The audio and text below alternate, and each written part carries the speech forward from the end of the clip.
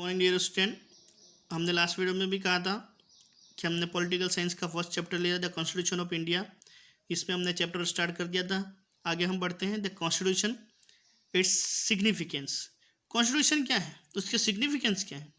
The constitution protects the rights of citizen irrespective of their caste, gender, religion और creed to which they belong।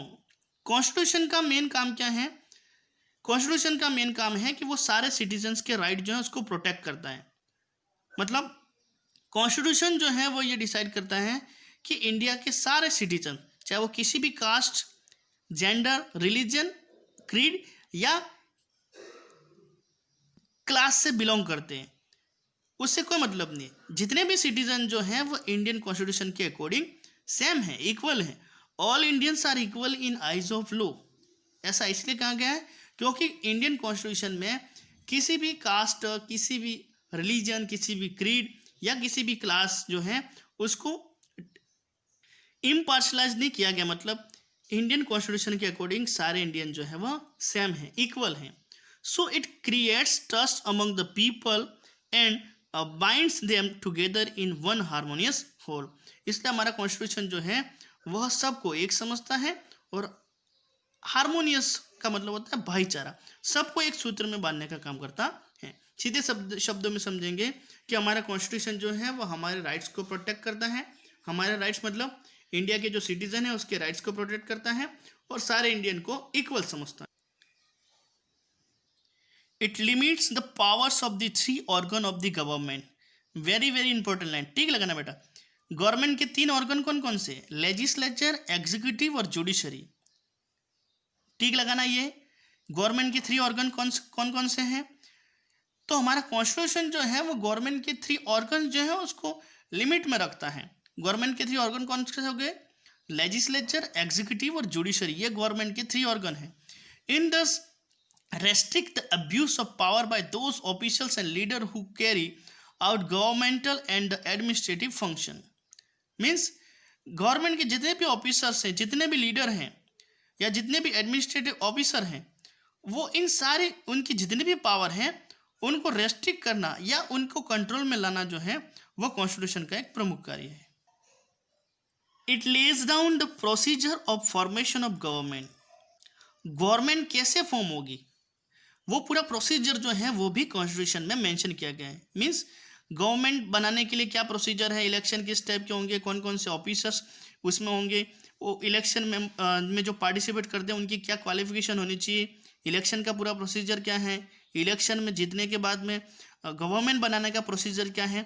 तो government बनाने का जो पूरा procedure जो है या गवर्नमेंट बनाने की जो पूरी प्रोसेस जो है वो कॉन्स्टिट्यूशन में मेंशन है। और कॉन्स्टिट्यूशन के उस जो मेंशन किया गया जो है उसके अकॉर्डिंग ही गवर्नमेंट बनाई जाती है। And defines the distribution of power. साथ में ये भी मेंशन किया गया है कि गवर्नमेंट की पावर क्या होगी, तो गवर्नमेंट कैसे फॉर्म होगी और गवर्नमेंट बनने के बाद में उसकी क्या पावर होगी और उसकी क्या लिमिट्स होगी, वो सारी चीज़ें कहाँ मेंशन की गई है?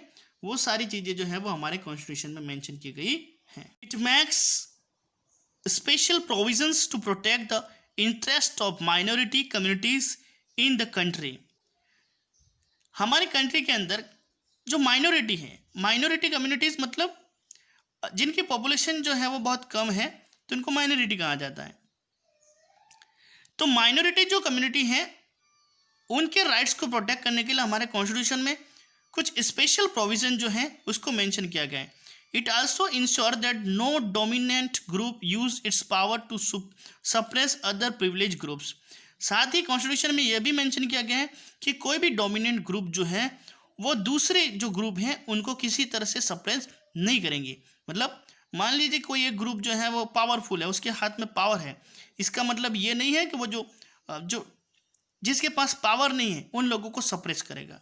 तो कॉन्स्टिट्यूशन है जो है इसमें इसलिए कहा गया कि सारे इंडियन जो है वो इक्वल हैं, किसी को भी स्पेशल राइट्स नहीं दिया गया है। सिर्फ जो माइनॉरिटी कम्युनिटी है उनके राइट्स को प्रोटेक्ट करने के लिए कुछ स्पेशल प्रोविजन दिए गए हैं। Certain fundamental rights to the citizen which protect their from abuse or misuse of power by the government. India के जो सिटीजन हैं उनको कुछ फंडामेंटल राइट्स दिए गए हैं। पहले 7 थे, अभी जैसे 6 फंडामेंटल राइट्स है। तो ये जो फंडामेंटल राइट्स जो है उसकी गारंटी कौन देता है? इन फंडामेंटल राइट्स की गारंटी जो है वो भी हमें कॉन्स्टिट्यूशन देता है। इमेज करो कि अगर गवर्नमेंट के द्वारा आपके फंडामेंटल राइट्स को अब्यूज किया जाता है या उसके मिसयूज किया जाता है, तो आपके उस फंडामेंटल राइट को कौन प्रोटेक्ट करेगा? आपके उस फंडामेंटल राइट को प्रोटेक्ट करेगा कॉन्स्टिट्यूशन। मीन्स कॉन्स्टिट्यूशन में आपको जो फंडामेंटल राइट्स दिए गए हैं वो आपके पास में रहेंगे। अगर गवर्नमेंट जो है उसका मिसयूज या उन फंडामेंटल पावर का जो है उसको अब्यूज करती है, तो आप कॉन्स्टिट्यूशन के अकॉर्डिंग उसके खिलाफ आवाज उठा सकते हैं। फाइंस the duties of the citizen. जब आपको कुछ पावर दी जाती है तो आपको ड्यूटी भी दी जाती है। तो हमारे कॉन्स्टिट्यूशन में इंडियन सिटीजन के लिए कुछ ड्यूटीज जो है उसको भी मेंशन किया गया है। जैसे 11 ड्यूटीज जो है वो हमारी है, पहले 10 थी, अभी 11 ड्यूटीज हैं। इंडियन जो सिटीजन है उनके लिए 6 फंडामेंटल राइट्स हैं, तो उनके लिए 11 ड्यूटीज जो है उसको भी मेंशन किया गया है। It defines national goal which form the basic fundamental on which the present and future of the country rest upon. हमारे कॉन्स्टिट्यूशन में मेंशन किया गया है कि हमारी प्रेजेंट में क्या पॉलिसी है और फ्यूचर के लिए क्या पॉलिसी होगी। कंट्री को आगे बढ़ाने के लिए क्या गोल होने चाहिए, प्रेजेंट में आपको किस तरह से काम करना है और फ्यूचर में आपको किस तरह से काम करना है, ये भी कॉन्स्टिट्यूशन में मेंशन किया गया है। It in this regard our constitution emphasises upon democracy, socialism, secularism, etc., which form the core ideology of our national